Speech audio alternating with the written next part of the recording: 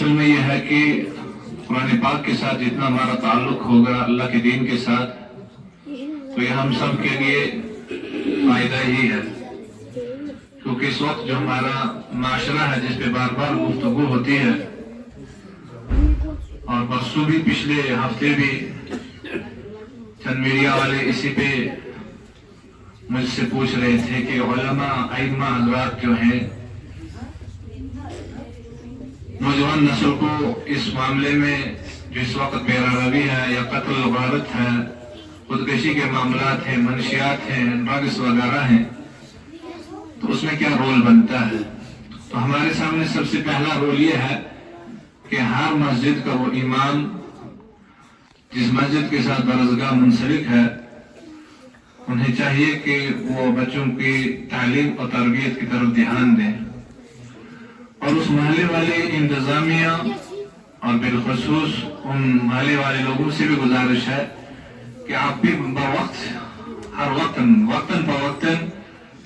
अपने उस इमाम के साथ ताउन दिया करें, और फिर देखें कि आपको वो इमाम आपके बच्चे को क्या बना के देता है। दुनिया की खातिर हम लोग सब पता है कि अगर मार्च में स्कूल खुलेंगे तो अगर इन बच्चों का टीचर का ट्यूशन का जो मामला है, अगर वो कहेगा कि फजर के बाद ही बच्चों को लाना है पढ़ने के लिए, तो मेरे ख्याल से वालिदैन रात को ही उठाएंगे उसको बिस्तरे से कि सुबह पहुंचना है मास्टर के पास, सवेरे नमाज पढ़ी है दुनिया की तालीम हासिल करने के लिए। मगर जो ही दरसगाह का मामला आता है तो कभी कहते हैं ननिहाल है, कभी कहते हैं एग्जाम है, कभी कहते हैं कुछ है, कभी कहते हैं कुछ है। मुस्तकिली जो बच्चे हैं वो दरसगाह नहीं आते हैं, जिसकी वजह से अक्सर जिन बच्चों में कमी रह जाती है वो वजह ये बनती है कि जो बच्चा रोजाना दरसगाह नहीं आता है उसको मौका नहीं मिलता है न याद करने का न अपनी तैयारी करने का, इसलिए फिर बाद में भी वो कमजोर ही रह जाता है। लिहाजा इस पे हम फिक्र लें, जो वालिदैन हज़रात तशरीफ फरमा है, जिनके बच्चे आ रहे हैं, कुछ भी हो जाए कि नहीं पहले आपको दरसगाह जाना है, आपको चाय पीनी है, आपको पैसों की जरूरत है, आपको किसी और चीज की जरूरत है, पहले दरसगाह जाओ, उसके बाद आपको सब कुछ मिलेगा। आप देखो कि आपका बच्चा आगे चल के आपके लिए क्या बन के, और बल्कि ये नहीं है आपके लिए रोशन सितारा बन के सामने आएगा। इस वक्त हमें पता है बच्चे को लगेगा कि मेरे लिए मुश्किल है, मगर आने वाले वक्त में वही बच्चा हम सब के लिए जो है हिदायत का जरिया भी बन सकता है। इसमें हमें बड़ी कोशिश करनी चाहिए, क्योंकि दरसगाह के मामले में अक्सर हमारी इसमें कमी रहती है। और ये दरसगाह ही है, मामूली से समझिए, ये दरसगाह ही है। इतनी कमजोर नजरिया से हम दरसगाह को देखते हैं जैसे कि सबसे कमजोर यही है। वो यही है कि भाई अगर वहाँ किसी मास्टर के पास भेजना होगा वहाँ फिक्र रहती है, क्योंकि वहाँ 500, 600, 700, 800 रुपया जो है फीस भरना पड़ता है, उसकी फिक्र रहती है। दरसगाह वाला बेचारा 50 या 100 रुपया लेता है, वो भी बड़ी मुश्किल से, तो उसके लिए भी तैयार नहीं होते हैं। लिहाजा इसमें हम फिक्र रखेंगे कि अगर हमारा पैसा इस काम के लिए लगता है तो ये दीन का काम है,